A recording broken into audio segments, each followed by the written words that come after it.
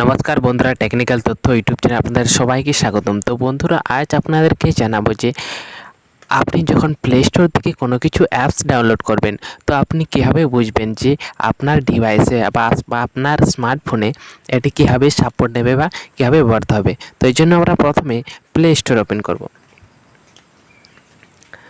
তো play store open করার পর আমরা একটি অ্যাপসকে বেছে নিলাম। একটি অ্যাপসের বেছে নেওয়ার পর আমরা নিচের দিকে দেখব রেটিং অ্যান্ড রিভিউ।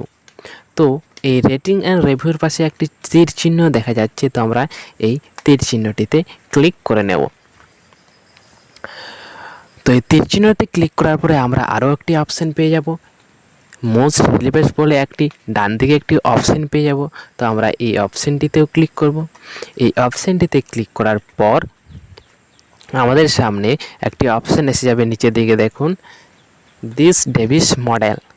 তো আমরা এই দিস ডেভিস মডেলে সিলেক্ট করে আমরা অ্যাপ্লাই করে নেব। অ্যাপ্লাই করার পর কী পাবো না, অ্যাপ্লাই করার পর এখানে রিভিউস দেওয়া আছে, অর্থাৎ আপনি বুঝতে পারবেন যে আপনার ডিভাইসের মতো বা আপনার স্মার্টফোনের মতো যে কেউ এই অ্যাপসটি ডাউনলোড করেছে, সেই স্মার্টফোনে বা আপনার ডিভাইসের মতো স্মার্টফোনগুলিতে কীভাবে সাপোর্ট নিচ্ছে বা কীভাবে ব্যবহৃত হচ্ছে, এদের রিভিউ দেখেই আপনি বুঝতে পেরে যাবেন যে আপনার স্মার্টফোনের জন্য এটি কত কার্যকরী অ্যাপস।